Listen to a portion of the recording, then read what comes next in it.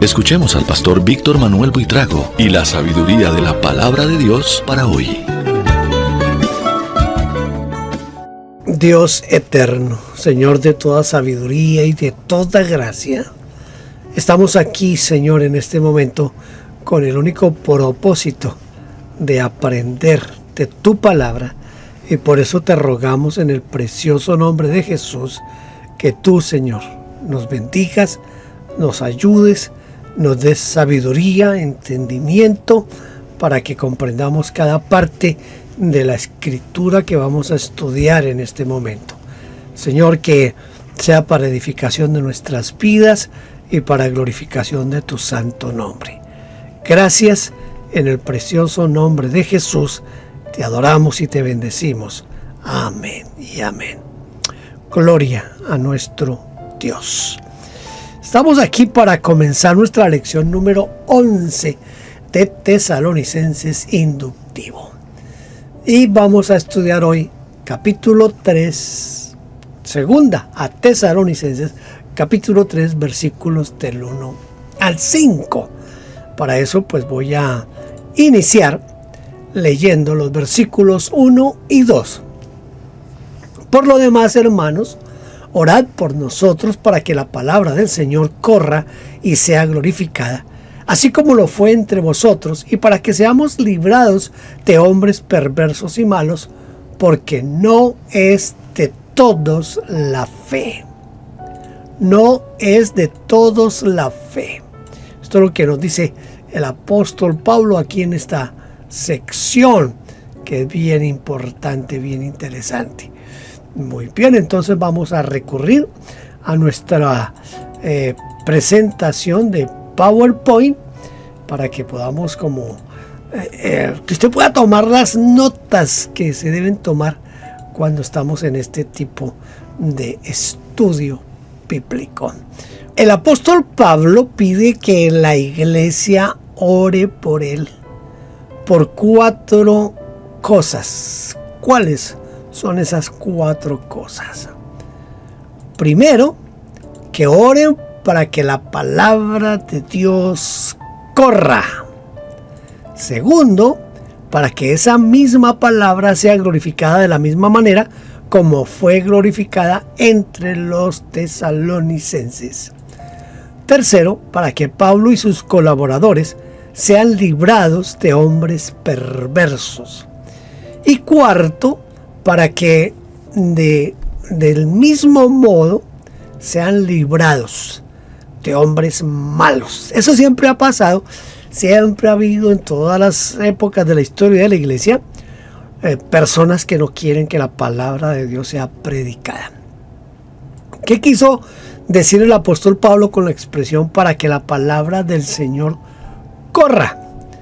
Cuando el apóstol Pablo imaginaba la palabra del Señor corriendo, la imaginaba difundiéndose rápidamente. Él utiliza la palabra trejo, que significa no solo correr, sino esforzarse, adelantarse, difundirse y progresar bien. A veces la misma palabra se utiliza para describir a un soldado que se lanza corriendo a la batalla.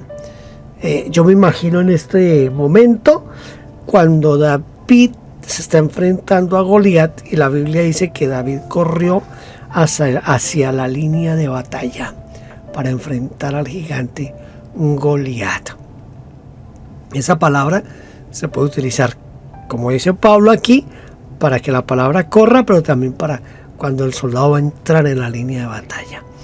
Notemos además que condiciona esta expansión rápida de la palabra de Dios a la oración de la iglesia, diciendo: orad por nosotros. Si todavía no hemos entendido que la evangelización nace de Dios, es movida por Dios, es lanzada por Dios y sostenida por Dios, pues nunca daremos a la oración la importancia que debe tener para cualquier actividad, especialmente la que tiene que ver con el crecimiento de la iglesia. Si usted en cierta manera es seguidor del canal de YouTube que está viendo en este momento, usted notará que yo tengo incluidos aquí,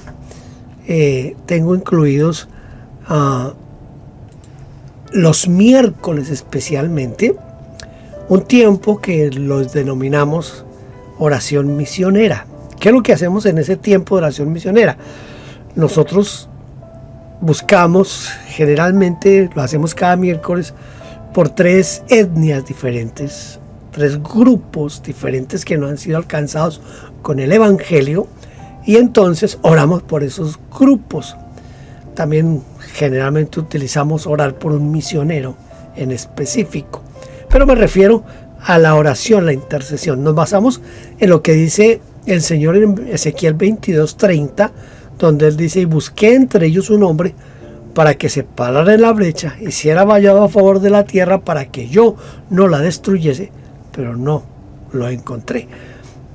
Siempre se ha tomado ese versículo, o por lo menos yo, no sé si todos lo hagan igual, pero yo lo he tomado como Dios espera que nosotros como iglesia nos pongamos en medio de Dios y del pueblo que no conoce a Dios.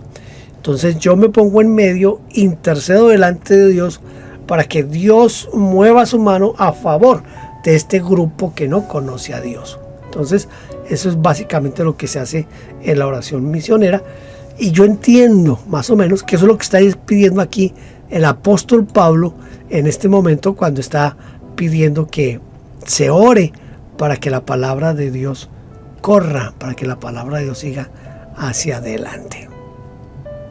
¿Cuándo es glorificada la palabra del Señor? Mire, la palabra del Señor es glorificada cuando la gente de un pueblo o de una ciudad o de una región felicita, elogia, honra, habla bien y dice maravillas de lo que hace el Evangelio. Porque glorificar significa precisamente eso: alabar, honrar, exaltar, enaltecer. En un solo término, la palabra se hace gloriosa. Se hace gloriosa. ¿De qué manera se manifiesta la perversión? Bueno, esto sí, en nuestra época no es muy difícil encontrar la forma en que se manifiesta la perversión, ¿verdad? El apóstol está preocupado, o le preocupaban ciertas personas de las cuales quería estar siempre libre o lejos, y las denomina perversos. En el griego, atopón, que se traduce por nocivo, anormal, y puede referirse a un tipo especial de personas. Por ejemplo, si decimos que el aire de la habitación se volvió nocivo para la salud y muchos se enfermaron, estamos indicando que hubo un elemento anormal o atípico, que contaminó el aire y provocó cierto tipo de enfermedad. Cuando en la iglesia o en el ministerio pastoral o en las misiones aparecen personas nocivas, nos damos cuenta por los efectos colaterales.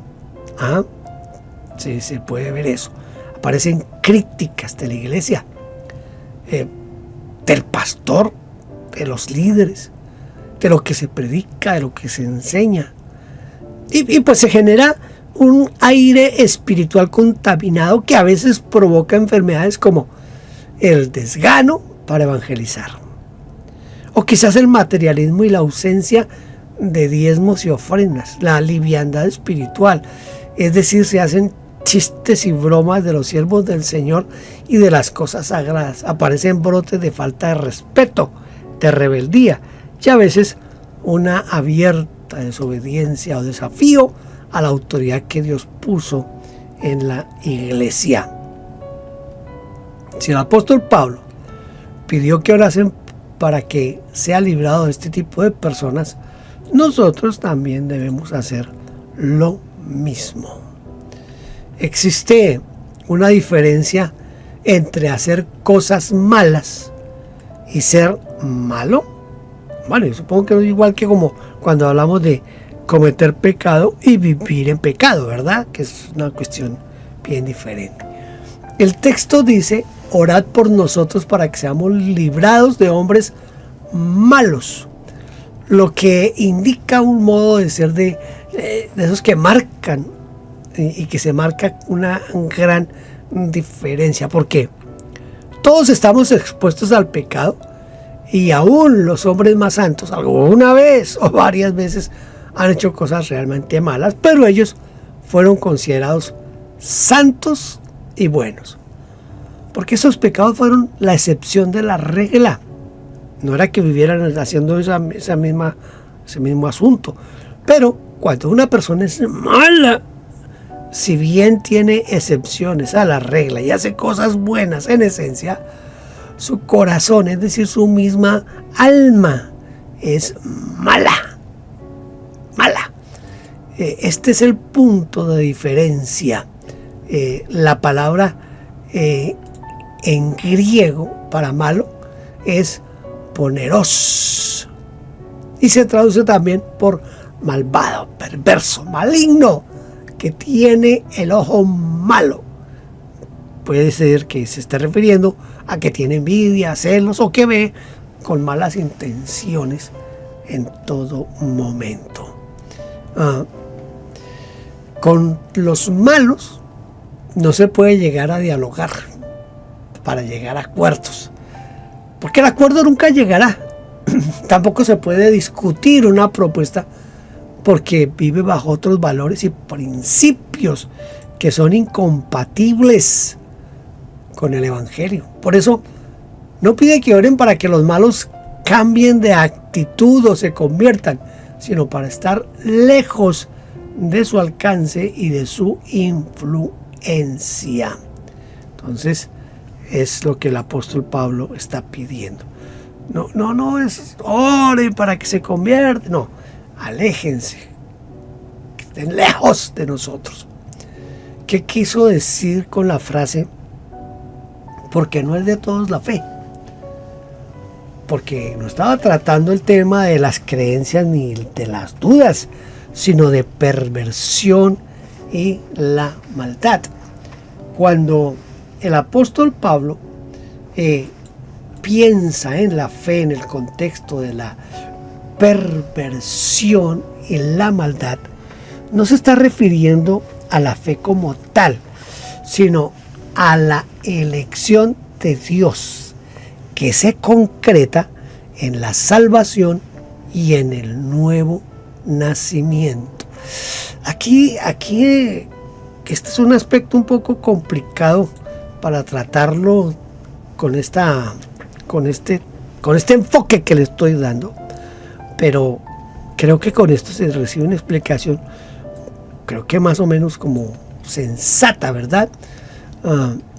Si la persona no ha cambiado, no ha nacido de nuevo, pero reconoce también el apóstol Pablo que no es de todos la fe.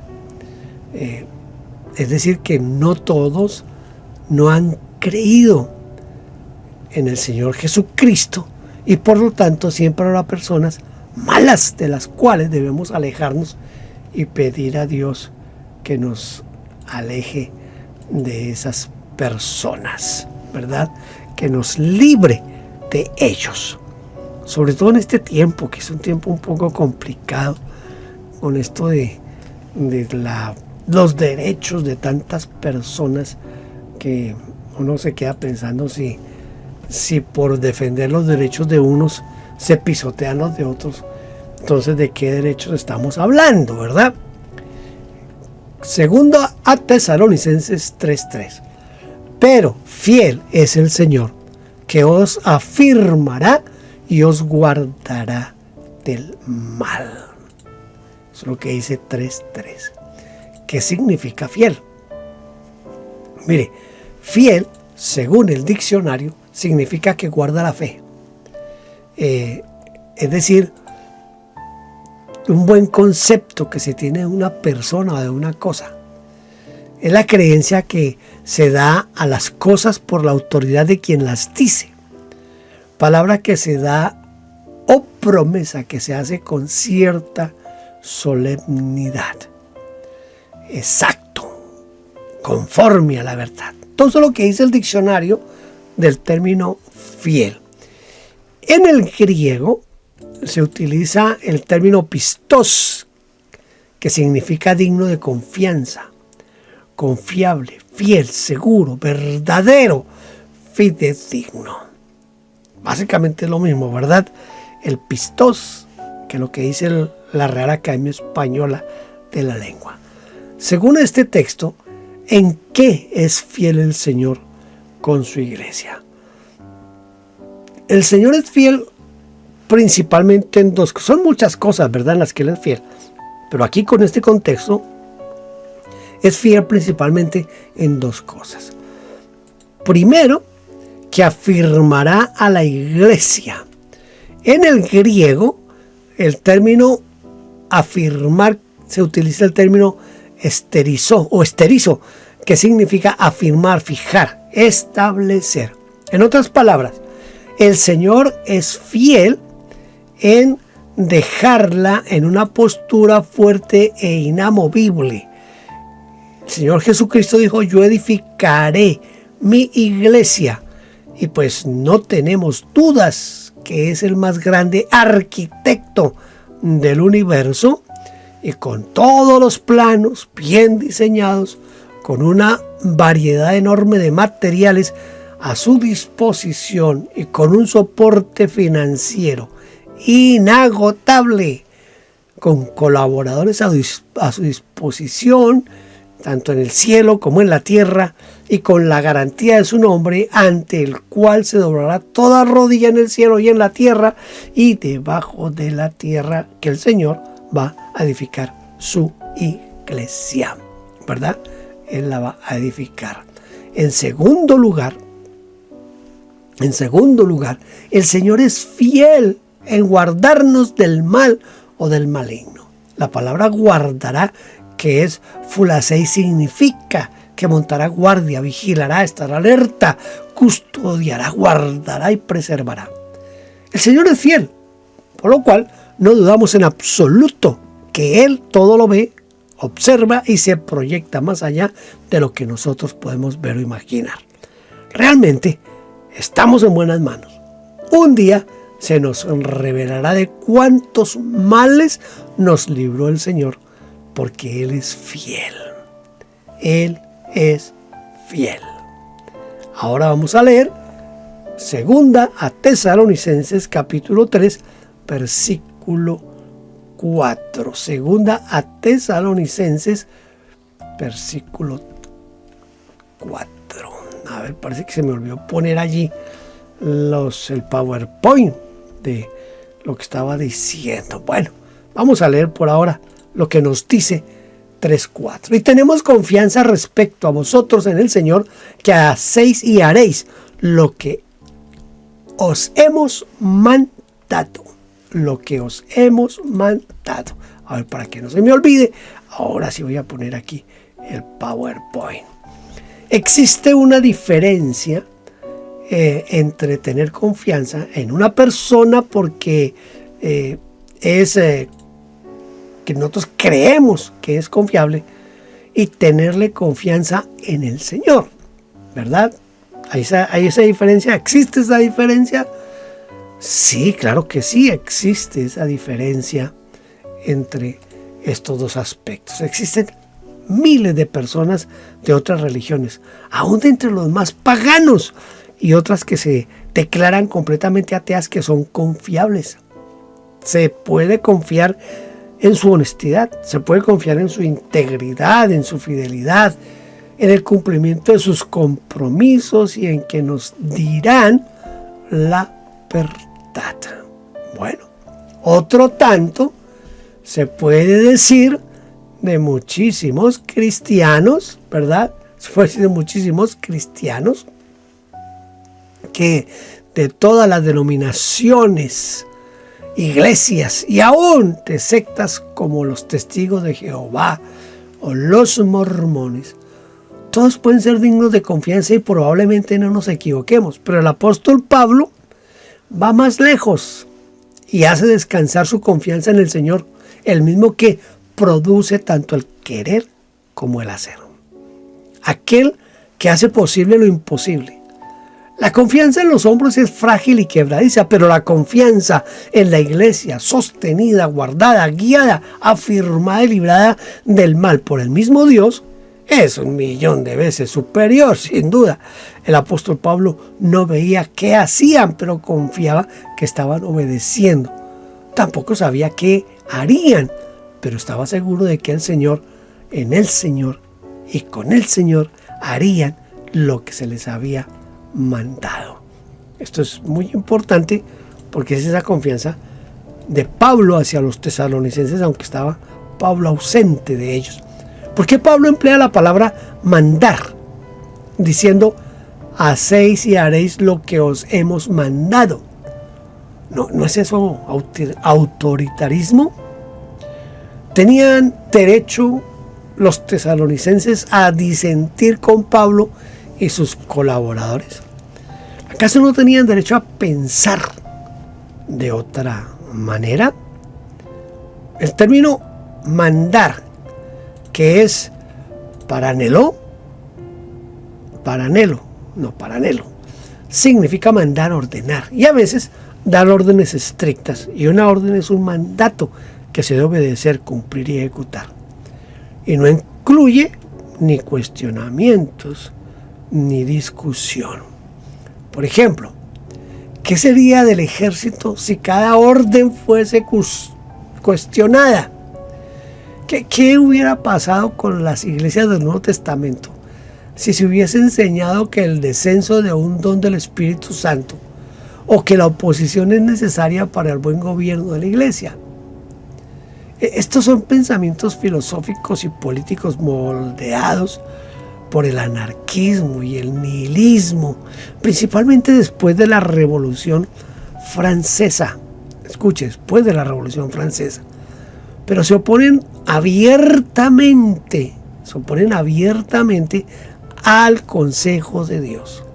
Definitivamente estos conceptos tan aceptados por algunas iglesias y miembros de esas iglesias no son cristianos y debemos rechazarlos por el bien de la iglesia, de nuestra propia salud espiritual y por amor de las generaciones futuras. Eso no significa que la autoridad pastoral carezca de normas sobre sus límites, sus deberes, sus responsabilidades y privilegios. Pues cuando estudiemos las epístolas pastorales, lo estaremos estudiando esa parte. Aquí yo quiero tomarme unos segundos, como casi siempre lo hago, para explicar una parte con referente a esto. Y es, por ejemplo, todo lo que tiene que ver con el feminismo en nuestros días. Yo estoy grabando esto en 2025 y para este momento el feminismo tiene un poder increíble y por el feminismo se están desconociendo a los hombres y los derechos también de los hombres. Una persona está celebrando el Día de la Mujer, que es el 8 de marzo. Entonces un hombre le pregunta a una de las, que es como una secretaria, ¿no? Le dice, bueno, hoy es el Día de la Mujer, ¿cuándo es el Día del Hombre? Entonces ella se queda pensando y le responde, pues el Día del Hombre son los 365 días restantes. Pero lo que se hace allí es mostrar que en este asunto del reconocimiento a la mujer, yo no estoy diciendo que la mujer debe mantenerse allá abajo como una esclava, no. Pero ese asunto del feminismo y la forma en que se ha impuesto está socavando muchas cosas en la sociedad, está socavando muchas cosas en la sociedad en general, hablemos de trabajo, de estudio, lo que sea, y también en la iglesia. Ahora, no, ni para qué me meto con la comunidad LGBTIQ+, y todo, porque cada día le agregan una letra más a este asunto. Pero todo eso está dañando a la iglesia. Está afectando, querámoslo o no, está afectando a la iglesia. Y pues la idea sería que no afecte a la iglesia en ese sentido. Voy a leer el versículo 5, a segunda a Tesalonicenses 3:5. Y el Señor encamine vuestros corazones al amor de Dios y a la paciencia de Cristo. Y a la paciencia de Cristo. ¿Qué quiere decir encaminar? ¿Qué debe ser encaminado? ¿Y quién es el encargado aquí de encaminar? Bueno, encaminar significa enseñar a alguien o a uno por dónde debe ir y ponerle en el camino. Es dirigir una cosa a un punto determinado. En el griego significa dirigir, guiar. El deseo de Pablo fue que sus corazones fuesen encaminados. La palabra corazón se entendía como el ser interior, la voluntad, el deseo, la intención. Para Pablo era el Señor el encargado de encaminar.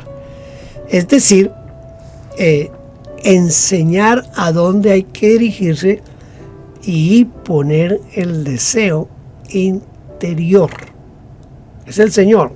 Ya creo que les mencioné al comienzo que el Señor es el que produce el querer como el hacer por su buena voluntad.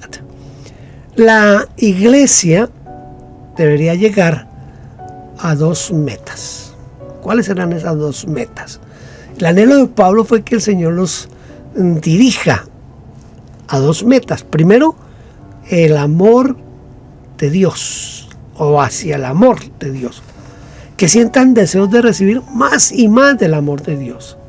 De que caminen sendas de amor, que construyan relaciones de amor a nuestro Padre eterno. Porque Dios es amor. Y el que ama es el que ha conocido a Dios, porque Dios es amor. La segunda meta era que Dios los dirija a la paciencia de Cristo. Y aquí emplea una palabra interesante que es upomone, que significa además, significa persistencia, significa perseverancia. La meta era que no aflojen en el camino, que no desistan, que no se rindan, sino que lleguen, que se mantengan hasta llegar al fin. No solamente correr, sino llegar hasta la meta. Vamos a entrar ahora a la parte de memorizar nuestro texto bíblico. Vamos a memorizar el versículo 4 que dice: y tenemos confianza respecto a vosotros en el Señor, que hacéis y haréis lo que os hemos mandado. Bueno, de los estudios inductivos que hemos hecho, me parece a mí que este es uno de los textos más fáciles para aprender. Y tenemos confianza respecto a vosotros en el Señor, que hacéis y haréis lo que os hemos mandado. ¿Sabe que ese es como el anhelo, el deseo de cada pastor? Que cuando uno está como pastor, uno espera que la iglesia, a ver si me entienden ese término, como que la iglesia le copie a uno, que la iglesia entienda lo que uno quiere de la iglesia y la iglesia lo haga. ¿Por qué? Porque lo que nosotros buscamos es el bienestar de la congregación. Muy bien, hemos llegado al final de la lección número 11 de Tesalonicenses Inductivo. Esta era la penúltima lección, nos queda solo una, la lección número 12. Espero que usted esté con nosotros con la lección número 12 y ahí terminaremos nuestro estudio inductivo de las 2 epístolas a los tesalonicenses. Entonces, hasta la próxima lección. Deseo que Dios les siga bendiciendo. Hasta la próxima. Gracias por vernos. No olvide suscribirse y tocar la campanita. Toda la gloria sea para Dios.